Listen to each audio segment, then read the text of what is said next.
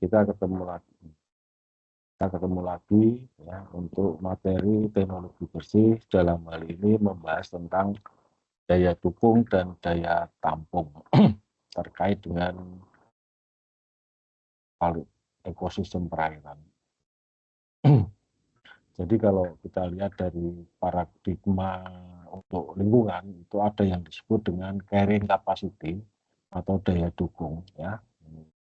Terkait ini untuk kemampuan dari suatu badan air atau sungai untuk melakukan kemampuan membersihkan diri sendiri ya. Jadi ini murni dari kemampuan air ya, kemampuan badan air. Jadi kalau dulu penduduknya masih belum banyak, kita melihat bahwa sungai-sungai cukup bersih ya. Sekarang dengan peningkatan penduduk itu menyebabkan terjadinya pencemaran atau menurunnya kualitas badan air permukaan terutama air ya. Jadi ini adalah gambaran mengenai yang namanya penurunan badan air karena adanya polusi ya. Kita lihat dari sebelah kiri ada yang namanya clean zone ya, daerah yang belum tercemar ya, masih banyak variasinya, kemudian oksigen terlarutnya sebagai indikator produktivitas di perairan juga ini masih bagus ya. Setelah itu keluar atau masuk yang namanya air limbah ya. Jadi di sini akan terjadi daerah polusi ya. Nah, dari sini maka yang terjadi adalah kalau dari pengamatan yang kita amati adalah penurunan dari oksigen terlarut. Fatal sekali kalau kita lihat adanya penurunan ini akan menyebabkan mikroorganisme itu berubah dominasinya. Dari indeks keragaman yang tinggi terdapat bermacam-macam hidup. Nah, sekarang yang terjadi adalah mereka yang tahan terhadap air limbah itu, sehingga keanekaragamannya berbeda. Dan hanya spesies yang tahan pada air limbah itu yang mampu atau mampu hidup atau beradaptasi yang bisa menyelamatkan diri. Jadi ini akan terjadi penurunan sampai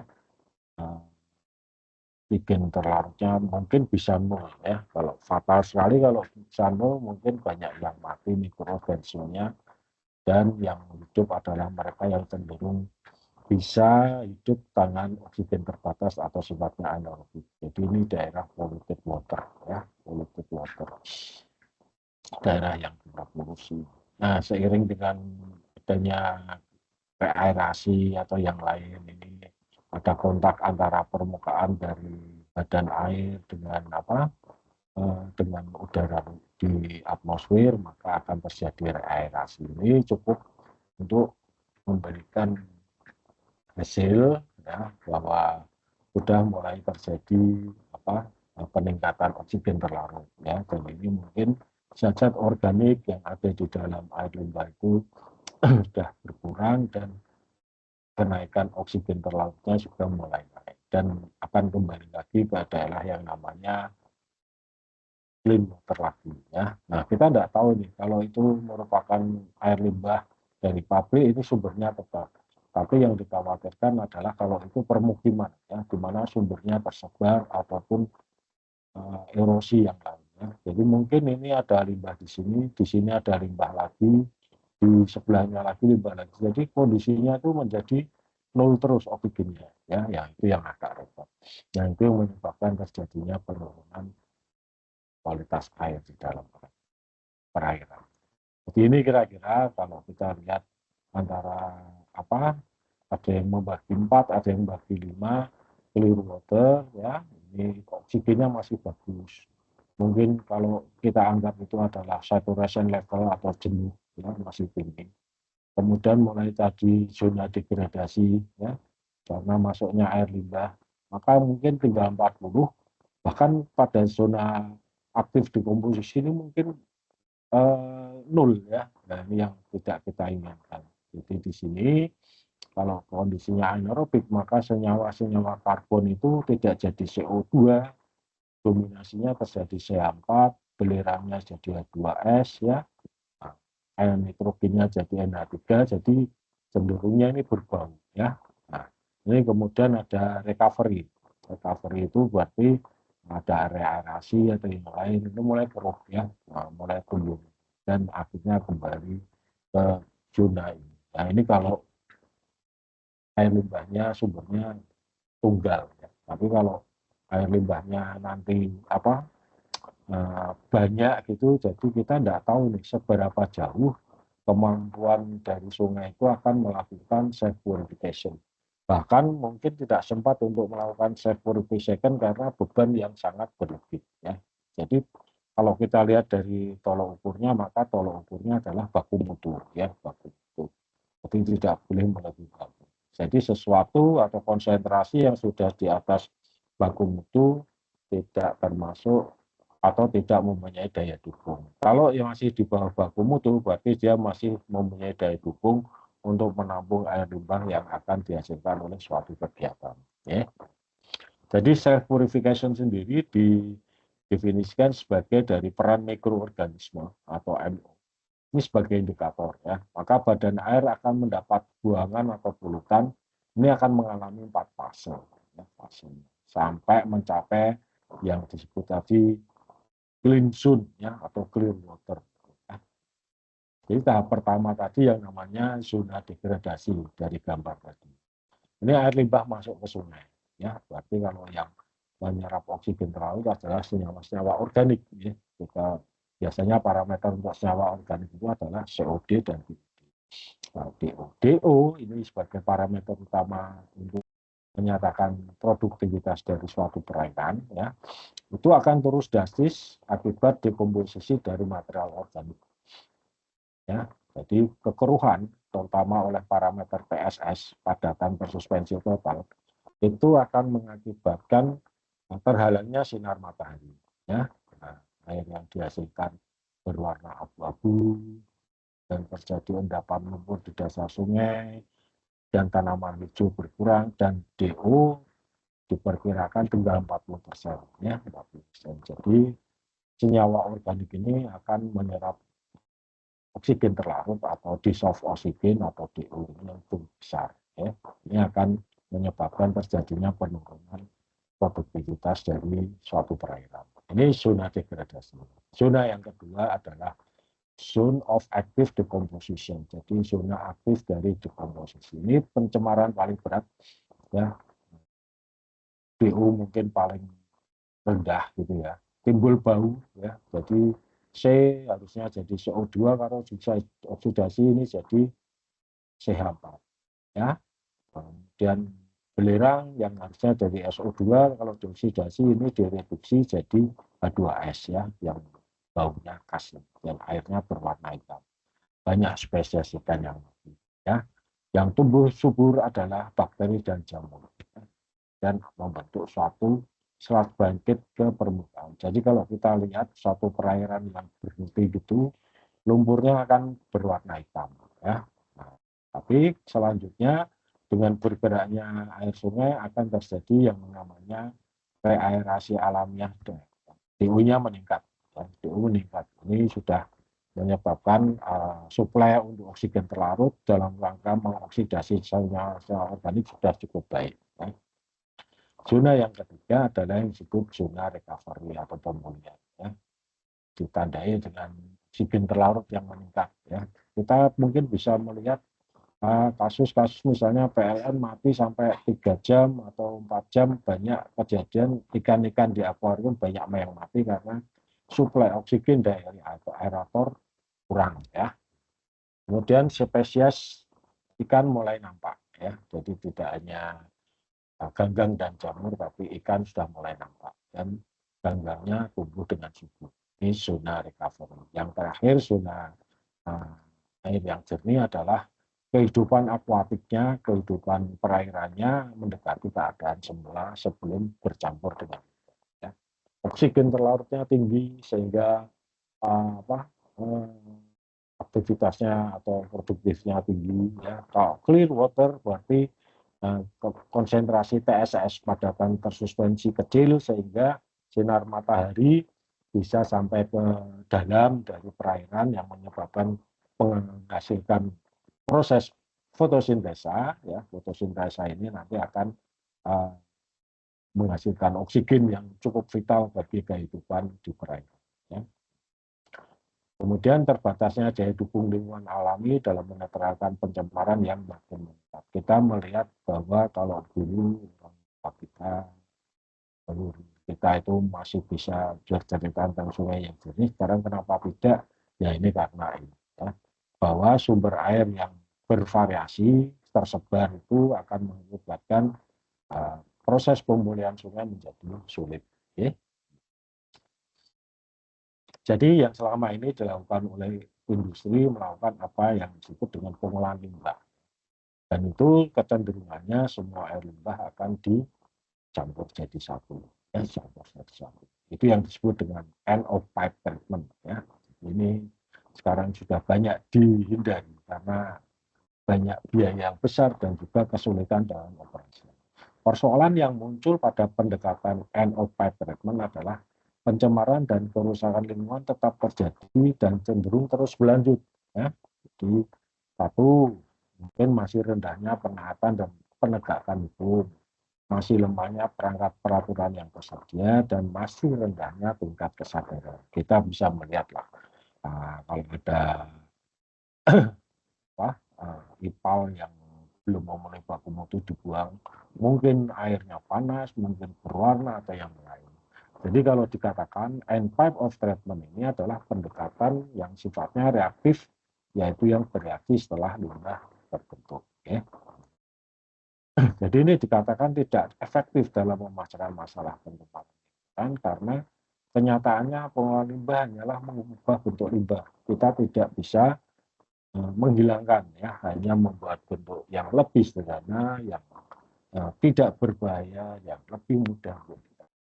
Hanya memindahkan satu media ke media lain. Limbah tetap terbentuk, hanya medianya berubah dan seringkali tidak aman untuk dibuang ke lingkungan. Nah, tetap akan mencemari dan merupakan ancaman lebih lanjut bagi lingkungan dan manusia. Jadi kalau kita melakukan end pipe of treatment ini, biaya investasi dan operasi pengolahan dan pembuangan limbah relatif mahal, ya, karena biaya konstruksinya tinggi, ya, karena apa? Semua limbah dijadikan satu kemudian diolah, ya, sehingga volumenya besar, sehingga mengakibatkan tingginya biaya produksi dan juga harga jual produk. Ya. Kemudian peraturan perundangan yang berlaku tidak didukung oleh penegakan hukum yang memadai, sehingga sering ditemukan terjadinya pelanggaran. Ya. Jadi kurang ini stafnya untuk mengawasi, misalnya kenapa air kita di sungai-sungai itu sekarang menjadi turun atau jelek. Gitu, ya. Kemudian untuk cleaner production itu adalah produksi bersih. Ya. Strategi pengelolaan lingkungan yang preventif, ya, yang sebelum diproduksi. Jadi mulai dari bahan baku sudah direncanakan sehingga tidak menghasilkan limbah yang diterapkan secara terus-menerus pada proses produksi serta daur hidup produk dan jasa untuk meningkatkan ekoefisiensi dengan tujuan mengurangi risiko manusia dan ya. Strategi untuk menghilangkan limbah atau mengurangi limbah sebelum terjadi, ini yang disebut dengan preventive strategy, lebih baik daripada strategi pengolahan limbah atau pembangunan limbah yang akan dikumpulkan atau treatment strategi. Jadi sebisa mungkin cleaner production ini dirancang dari awal. Jadi pelaksanaan dari kedua strategi tadi adalah satu, bisa melakukan eliminasi, ini untuk mengurangi limbah secara total, ya. Yang kedua, mengurangi sumber limbah. Strategi pengurangan limbah yang baik adalah strategi menjaga agar limbah tidak terbentuk pada tahap awal, ya. Jadi pencegahan limbah mungkin memerlukan beberapa perubahan penting dalam proses produksi, tetapi dapat meningkatkan efisiensi ekonomi yang besar dan menekan pencemaran. Yang ketiga adalah daur ulang. Ya, kalau kita di proses kimia konversinya tidak 100%, berarti Kalau tidak dilakukan daur ulang berarti sama saja kita membuang bahan baku, ya, maka dilakukan proses recycle atau daur ulang. Jika timbulnya limbah tidak dapat dihindarkan dalam suatu proses, ya, strategi recycle atau daur ulang atau penggunaan kembali reuse ini bisa diterapkan, ya. Kalau tidak 100% berarti kalau kita buang limbah berarti kita sama saja membuang bahan baku. Ya. Jika limbah tidak dapat dicegah atau diminimumkan melalui penggunaan kembali atau daur ulang, maka strateginya adalah sama dengan mengurangi volume atau kadar racunnya melalui pengolahan limbah. Baru kita mengurangi.